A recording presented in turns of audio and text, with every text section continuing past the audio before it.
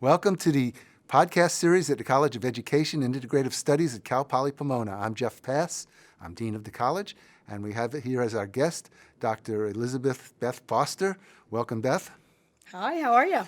Beth is a professor of kinesiology in our College of Science, and her field is something that I think people will find very interesting called adaptive physical education. Why don't you explain what that is? Sure. So, adaptive physical education is a unique field.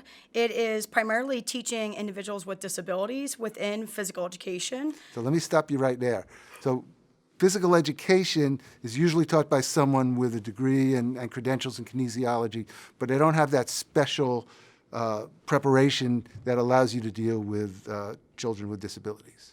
Correct. So, our students that are going to get their adaptive physical education added authorization end up taking about 4 extra courses that are very specialized in pedagogy strategies to teach individuals with disabilities. And by pedagogy, you mean how to teach them, what Correct. kind of strategies and techniques that you would use. Correct. And why is this needed? Why would they have to have specialists in adaptive physical education? So, what's happening today in the education field is that many students with disabilities are becoming more and more included into general education. And many times, the first place that they look at including students with disabilities is physical education. And many of our physical education teachers only have to take one 3-unit course on disability. And there's really no regulation on what that course is.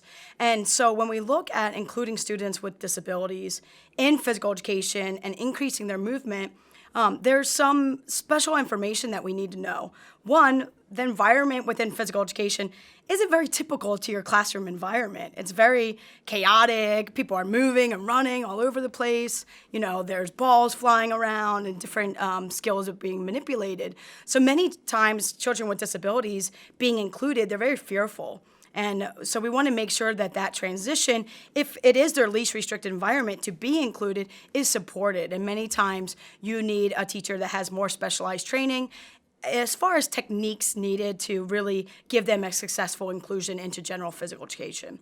So on one side, you have protecting the child with disabilities from being knocked over or hurt in some way. And then you also have the need to help that child develop his or her skills and abilities. Correct. And so one of the biggest thing is finding out is that the best placement for the child. Many times, they go right away to let's fully include them into general physical education, but there's really a process just like any other special education where, assessment should be done. We should be looking at what are their goals and objectives within the field of motor, and then also look at are they going to be safe and successful in general physical education? And if not, then we start looking at their least restricted environment. So an adaptive physical educator can really just work, the most least restricted environment is just collaborating with the general physical educator and really not working with the student. All the way down to the most restricted environment is where that adaptive physical educator is just working one-on-one with that student, just really trying to increase their motor skill development. So if I'm a physical education teacher and I know that I have children with disabilities or they've been assigned to my classroom, I can consult with the adaptive PE person and get advice and go forward. But perhaps that's not really the best placement for the child. So therefore, what alternatives I can explore that with the adapted PE person? Yes, definitely. So the best thing would be as a physical educator, if you have a student with a disability and you're not too sure if you're providing the right instruction or you just want to learn more about adaptations, would definitely be to find out who your district's adaptive physical educator is.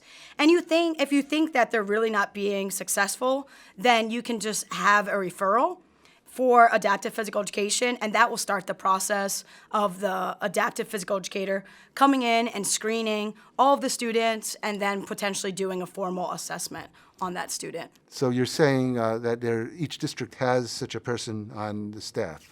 Not every district has. If the district doesn't have an adaptive physical educator, usually the regional center will provide the services. So sometimes it takes a couple steps to find out who is the service provider for adaptive physical education.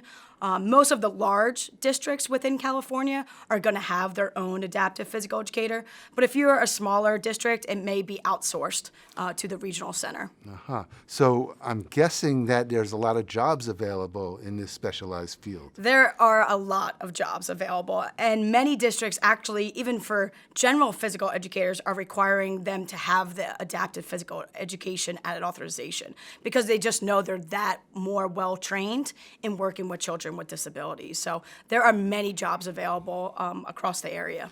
So I can, if I were a graduate of your program, I can get a job as a district administrator who manages the different cases around the district, but I can also get a job as a physical education teacher because I now have these special skills that make me more effective than somebody else. Correct. It makes them very much more marketable being able to say, not only do I have my single subject physical education credential, but I also took these additional courses to have my adaptive physical education added authorization. So let's go back a generation ago. Children with disabilities, how would they interact with the physical education program? Yeah, so the field of adaptive physical education is still fairly young. There are still many states across the U.S. that actually they don't have adaptive physical education. And so, we're very thankful to be in California where we're very progressive with adaptive physical education. But we're still learning about what's best practice within that. Just like any state, the federal law gets translated into the state's own definition of what it means. And so federally, in order to teach adaptive physical education, there's not a federal level of a license needed. So here in California, in order to teach adaptive physical education, you have to have the added authorization. However, other states, they don't have any license, any state regulation. So many times it's a disservice to students with disabilities because the physical educator is trying the best they can do, but some of them have 60 to 100 students that they're trying to teach motor skills to, and the students with disabilities get left behind. And so many more states are realizing that because of safety, because of the need for motor skill development, fitness, overall just confidence of movement is really needed for our students with disabilities, that it's really starting to gain momentum, but there's still some states that aren't there yet. So I'm very happy that California is a little bit ahead of the game, having our own added authorization and having our state standards. We have a state guideline that also kind of provides best practice for adapted physical education. So when people think of disabilities, they often think, especially with physical education, they think of the child in a wheelchair, maybe off to the side, keeping score while his or her classmates are playing some kind of game with a ball. But there are lots of disabilities and lots of different kinds of adaptations. Correct. Why don't you talk us through some of the more common ones? Sure, definitely. So the biggest thing is that you have to be thinking outside the box. Right? You have to be thinking about what can I do to allow this student to be successful and to play. And that's the most important thing. And I train my students to not say, no, you can't. That's not an answer. It's yes, you can. You might not know how we're going to do it, but we're going to figure out a way. And so it's really being creative and really networking. So we could have, starting with the example you said, students in a wheelchair, there's Paralympic sports that they're working on. There's wheelchair basketball. There's wheelchair football, hockey, lacrosse, tennis. So there's no reason they should be excluded at all. And with today's technology, you can YouTube any sport and say, add wheelchair to it, and you can start learning about accommodations, modifications, ways to teach the skills a little bit differently just because they're in a wheelchair and they may not be running. They may have to push their wheelchair holding on to the tennis racket, but it's not that different as far as accommodations. For me, it's having an attitude that, yes, you're going to be included, and many times the student is who teaches me. The student will come up with their own adaptations, and I'm like, I never thought about that. That's a great way to adapt this so that you can be successful and feel that you're a part of the team. So using the example that you just cited, I remember as a child learning to play tennis and learning a backhand or a forehand, and it wasn't like we were engaged in a tennis match. We were lined up and we hit the ball and then we moved to the back of the line. Right. There's no reason a child with a wheelchair couldn't be in that line and participating. Exactly. That is so true. And even, students that are blind, visually impaired, we have tennis balls now that have beads inside. that will make auditory cues so they can be successful playing. If you have a student that, isn't successful with the ball being thrown towards them, then hang it from a rope. And they can be working independently in a more stationary, static environment, but still being successful, having those repetitions if they don't want the ball being thrown towards them. So, there's multiple different ways to adapt. And how I really teach my students to, when they're out in the field, is to really look at it systematically. So we look at the individual student and find out what are their strengths, what are areas that we need to work on, and then we look at things that we can adapt and change. And really those two areas are the environment and the task itself.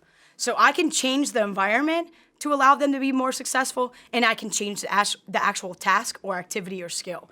And so when we start talking about adaptations, that's the three areas we're looking at. We're learning about the individual student, because we can't essentially change them. Right? I can't give them their sight back. I can't all of a sudden get them walking, but I can learn about what their strengths are. And then from there, I look at what's the task and what's the environment. And I start changing and adapting those to allow them to be as successful as possible. And once they start gaining the skills, then I start fading away those supports because I want them to be as independent as possible. And that also gives them some self-advocacy skills as well. So one of the advantages of being a PE teacher is that you don't just have the students for 1 year, so you really get to see them developing over a period, let's say in elementary school, of 5 or 6 years. Correct. And you can really take them from point A to point B to point C in a way that the 1 year person really couldn't. Right, exactly. And that's a real great benefit that we have, is being able to see a student over year and over year. Because we know students with disabilities, a lot of it is building a relationship with them and making sure that they trust us. We're going to ask them to take a risk in movement.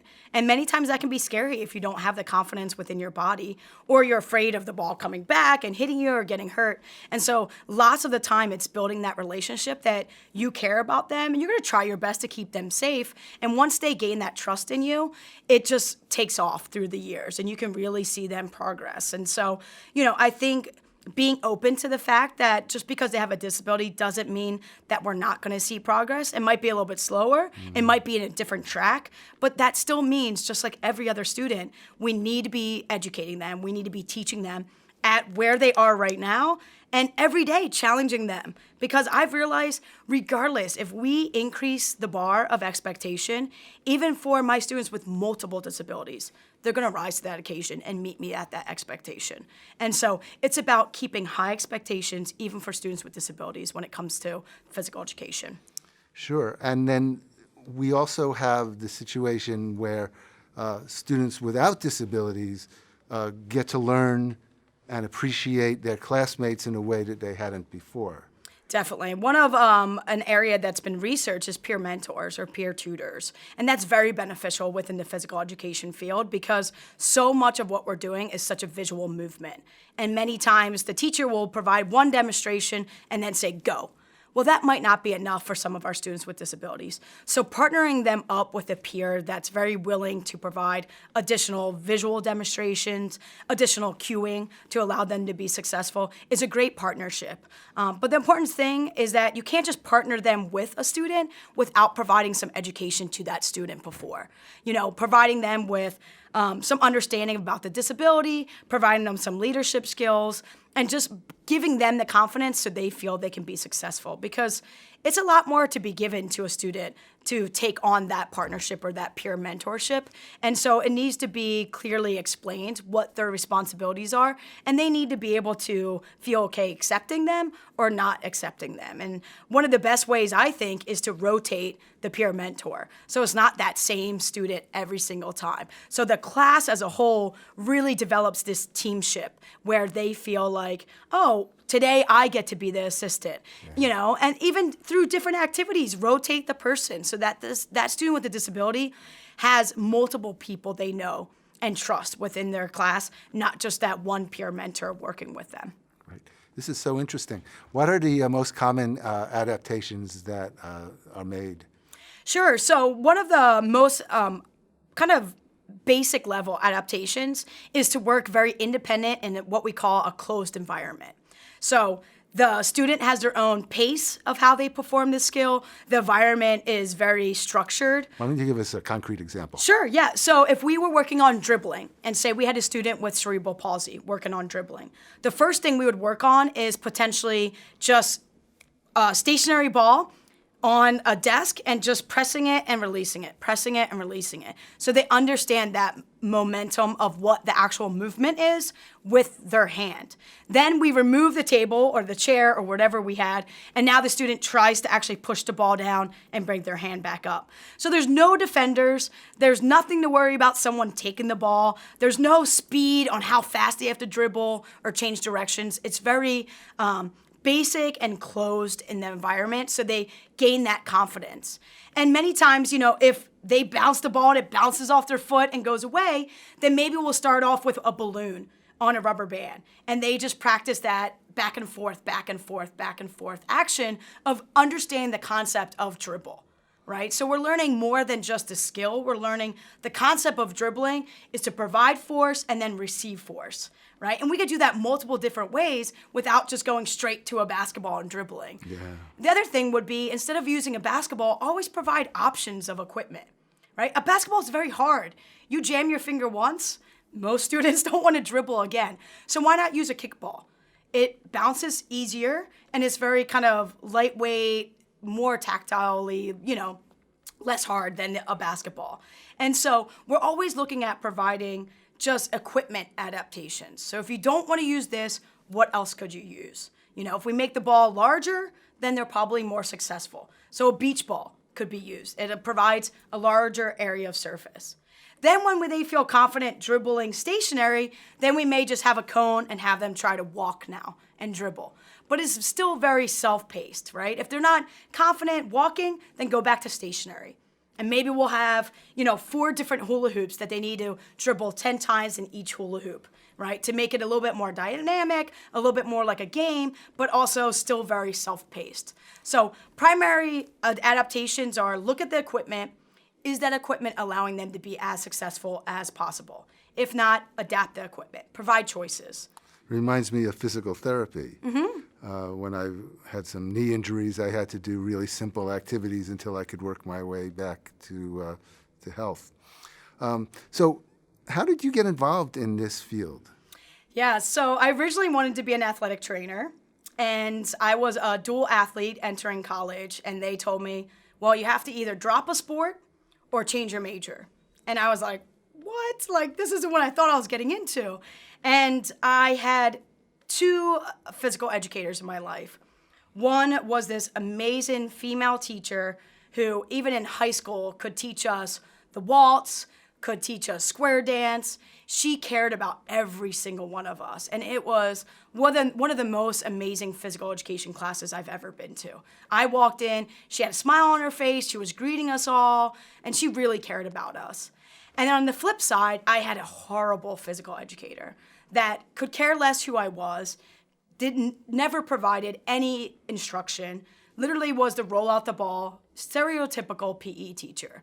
And I knew in the back of my head that that teacher should never exist. And I had the flip side of that, of as an amazing teacher who impacted all of our lives. And so when I knew I couldn't be an athletic trainer, I knew I wanted to be a physical educator. So I got into physical education, and I didn't know anything about adapted physical education. I never heard of it either. And after my second semester, a professor came up to me and said, hey, Beth, do you want to teach sports and motor skills on a Wednesday night? And I'm like, sure, yeah, let's do it. And as she's walking away, she's like, 2 kids with disabilities? And I was like, what? And she's like, well, the, children that come have disabilities. And I'm like, I'm still teaching sports and motor skills, right? And she's like, yeah. I'm like, okay, yeah, I'll do it still. Why not?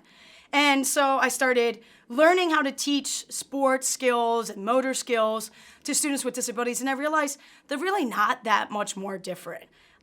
We need to provide them with the sense of confidence and feeling success and making it fun. Right? Because even so-called normal children have strengths and weaknesses. Somebody might be a little klutzy. Somebody might have strong hand-eye, but weak something else. Right, definitely. So we're all at different places, and it's the job of the teacher to identify where those are.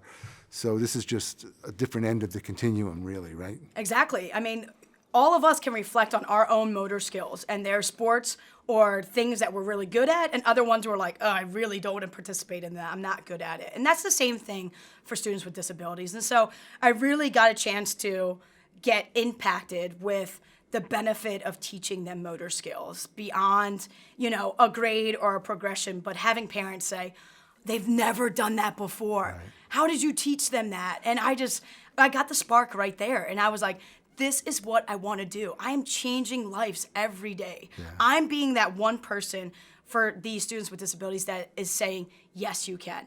And it might be the craziest idea, but I'm going to figure out how we're going to do it. If you want to do it, then I'm going to get you there. And I realized then that so many people in society still look at individuals with disabilities and say no, and say you can't, without even trying.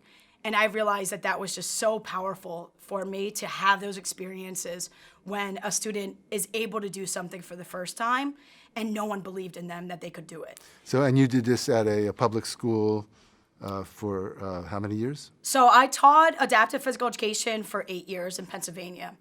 And I loved every day of my job. And do you have any success stories you'd want to share? Oh gosh, I have a lot. So I had one student who was totally blind, and she transferred into our district, and she was exempt from physical education in her previous district. And so during her initial IEP meeting, we talked about IEP is the individualized education program. Right. Correct. And so we talked about physical education. And her mom was very reserved because she was afraid of her getting hurt. And it was always that, well, she didn't have to participate. And so I'm like, no, she has to participate, right? Like, this is part of her education. It's an academic subject. But I will be there to support her. And, we'll teach her skills and strategies to allow her to be successful and to be a part of the classroom. And so the mom took a risk and believed in me. And we brought her in for general physical education, and I provided one-on-one support as the adaptive physical educator. And every day it was like, I did this. I've never done this before. I did this. Every day it was just skipping or running. I mean, just things that she never got to do before. She would walk in and we would fold up her white cane that she would use to navigate. And I taught her how to use Human Guide, how to use a small rope as a tether to be able to run and be independent within the physical education environment. Is that what Human Guide is? So Human Guide is when they hold on to your actual arm and you provide guide. A tether is a small rope that you can use to provide more kind of dynamic movement. Mm-hmm. And so I trained her how to use it, but then her classmates were interested in helping. So then we did a training on her classmates on how to give Human Guide, how to use a tether. And so soon I wasn't needed. I faded away, and all the students were excited to be able to be her eyes and allow her to be, included within class. And then it was to the point that we were doing a soccer unit, and I had a beeper ball that I used for her to be successful. And a beeper ball would be it's you could hear it, so if it's getting further away or closer, you'd know where it is. Right. So it has a auditory beep inside of it with a switch. You could turn it on, and it can start beeping, and so she could be successful. Well, here the batteries died. And I'm like, oh, great, I failed you as a student. You're not going to be successful, and I didn't have batteries with me. We're in the middle of class, it dies. So I just turned to the student, and I go, so what are we going to do? Because I don't know what to do, and I failed you as a teacher. And she goes, well, why don't we just grab like a trash bag and wrap it around so as the ball rolls, I can hear the crumpling of the trash bag. I was blown away. And that made me feel that she can self-advocate for herself. She can create her own adaptations to allow her to be successful. Right. And at that point, I knew she could have said, well, I'm done playing. Let's go back to sit against the wall. But she didn't. She felt included. And she knew that her students in her class, her peers, would try their best to allow her to be successful. And so you didn't just teach adaptations, you taught how to think like an adapter, mm-hmm. so that they can carry on themselves and make their own decisions throughout their lives, which is the ultimate goal in education. Exactly. To make yourself unnecessary. Right. And so, for me, that instant of her just coming up with her own adaptation, trying it and still wanting to participate, for me, that was like the gold star. Like, I've made it, you know? Like, she isn't gonna sit in the background anymore. If she's lost, she's gonna ask someone. If she needs assistance, she's gonna ask. So she found her voice, and she didn't have a voice prior. And so that was really important. And all the students in her class also gained a voice there and are probably advocates for people with disabilities now. Correct. So I would be remiss if I didn't get into some of your research, because every professor at Cal Poly Pomona has some kind of scholarly agenda. So why don't you tell us some of the work that you're doing to learn more about this exciting field? My research, as the example I provided within visual impairment, most of my research is with individuals that have sensory loss. So much of my research is focused on individuals who are deafblind, because that's one of the lowest incidence disabilities. And movement for them is how they access the world. So for me, individuals who are deafblind, meaning that they're not able to fully gain information through vision or hearing, are using a lot of tactile feeling and movement to be able to explore the world around them.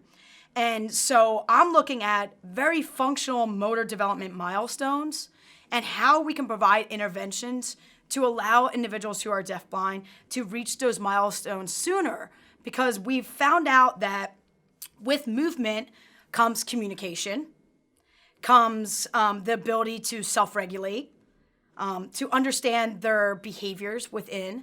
And so if an individual is kind of locked in their own world, right, then we're going to see some self-regulated patterns, some isolation from the world around them. So what kind of developmental milestone would you be shooting for? The biggest one is walking, is getting them upright and being able to walk around their environment. And so because of the deafblindness, many times their semicircular canals in their ear may not be formed correctly. And that's the sense that gives us balance. And so many of them do not feel confident in standing upright. And so they'd rather stay on the ground and be crawling where they can feel very balanced. But that's just not the best mode to be able to move. And so trying to work with physical therapists and the parents to provide them confidence and kind of coping strategies to understand how to move when they're not able to see the world around them is really important. So you're studying work with this very, very unique group, and you're trying to develop guidelines and techniques for professionals to use Correct. in this work. Correct. So we're looking at ways to increase motor skill intervention within the school and then also within the home environment. So we're increasing opportunities to get them moving, standing, different positions, so their body's being able to gain those balance opportunities.